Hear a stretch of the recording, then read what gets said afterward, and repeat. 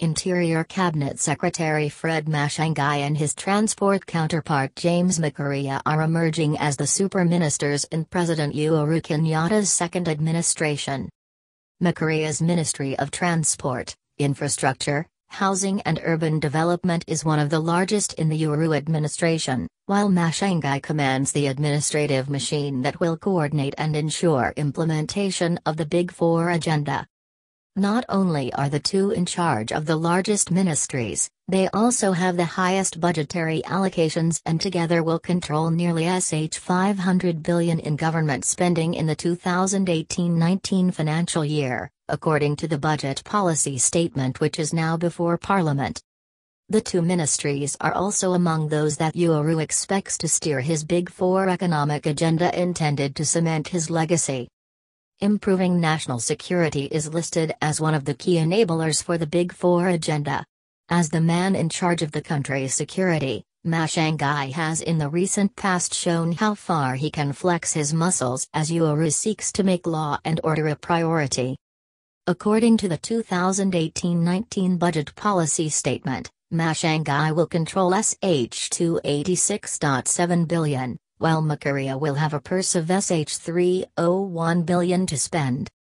The two account for nearly 30% of the proposed budget of Sh1.68 trillion for 2018-19. By comparison, departments in other ministries directly engaged in the Big Four plan do not have budgets as huge as the Interior and Transport dockets. The expanded Ministry of Agriculture that will deliver the food security promise has an allocation of Sh16.4 billion, livestock, Sh11 billion, fisheries, Sh3.9 billion, and irrigation, Sh15.6 billion, adding up to Sh46.9 billion. Under the manufacturing pillar, the Ministry of Energy has been allocated Sh74.8 billion. ICT, Sh31.2 billion, and Investment and Industry, Sh10.2 billion. The Ministry of Health, which is another pillar of the Big Four, has been allocated Sh69.9 billion.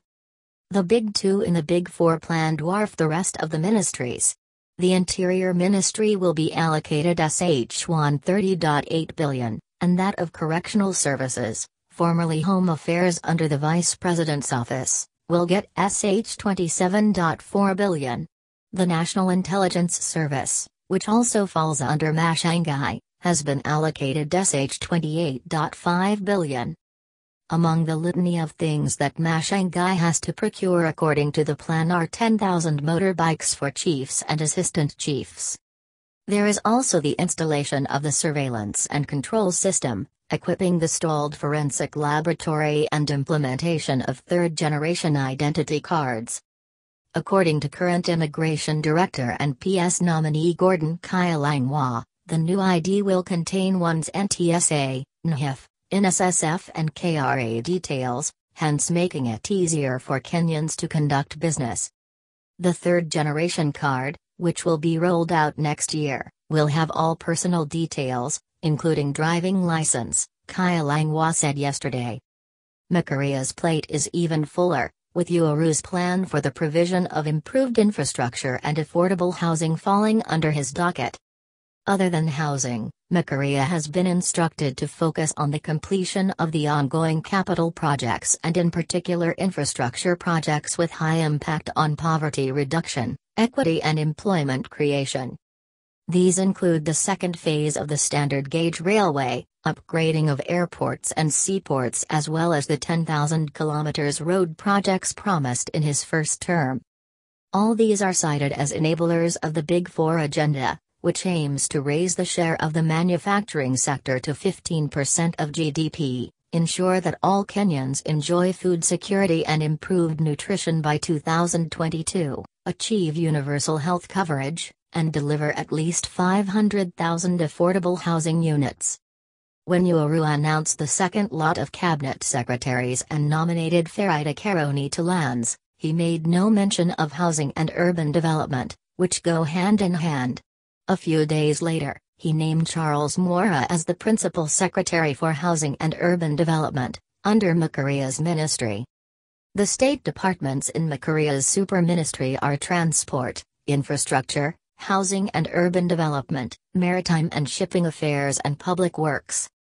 In the budget policy statement, Transport has been allocated Sh87.3 billion, Infrastructure, Sh181.5 billion, Housing and Urban Development, Sh19.1 billion, Maritime and Shipping Affairs, Sh326 million, and Public Works, Sh2.8 billion. By putting bankers in charge of one of his key pillars for the Big Four, Uhuru is keenly aware of what it will take to finance the ambitious plan of 500,000 new homeowners by 2022. This will provide decent homes, create an additional 350,000 jobs, provide market for manufacturers and suppliers, and raise the contribution of the real estate and construction sector to 14% of GDP, Treasury CS Henry Radish said. The seaports at both Lake Victoria and the Indian Ocean have been identified by the government as key catalysts for the blue economy. Fish processing is one of the areas targeted to expand the contribution of the manufacturing sector to the country's GDP by increasing fishing to 18,000 metric tons of fish annually from the current 2,500 metric tons. Because of their huge allocations, the two ministries are likely to be the nest for tenderpreneurs and will be under the microscope of many watchdogs. More so because of last week's decision by the High Court to open up military and security expenditures to public audit. Matiang'i's meteoric rise in the Uhuru administration began as Minister for ICT, during which he tried to create a centralized public communications system for the government. He was later moved to education, where he straddled the arena, raiding schools and terrifying cartels that had taken control of the system. When Joseph Grassroots died, Matiang'i was appointed acting Minister for Interior as he held on to the education portfolio, where he will be remembered for presiding over far-reaching reforms and streamlining national examinations. His performance as Interior Minister in the period leading up to the election and ruthlessly stamping out demonstrations endeared him to the President, who confirmed him in the new docket last month. As Minister in charge of security and coordination of national government programs, his mandate sets him above all the other ministers. He has at his beck and call, on behalf of the President, the network of the former provincial administration, regional coordinators and county administrators, and security agencies, except the military. In addition to the interior and coordination of national government departments, Uhuru merged another 3 directorates and placed them under Matiang'i. He created the State Department for Immigration, Border Control and Registration of Persons and named Matiang'i as the Principal Secretary. Last month, Matiang'i banned the National Resistance Movement and ordered the deportation of Miguna to Canada for engaging in activities undermining national security. He also went after the passports of various opposition politicians, with Immigration Director Matiang'i sending out letters suspending the travel documents. Already, county commissioners are appearing on community radio stations to explain the Big Four and outline the specific projects for their regions.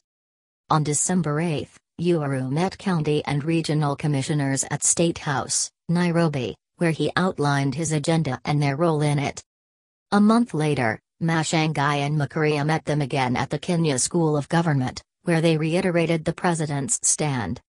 The commissioners have already been instructed to countersign all contract certificates for government projects before payment.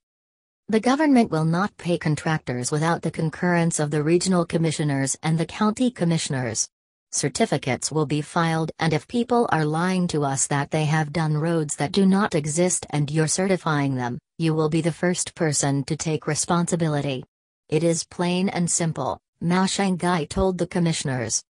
As time goes by, we will continue making arrangements with the other ministries because it is the hope of the President that the government will work as one unit. This will be done at the grassroots level through national government representatives, Matiang'i said. Uhuru has also instructed Matiang'i to ensure that the rivalry that has played out between county commissioners and police commanders is a thing of the past.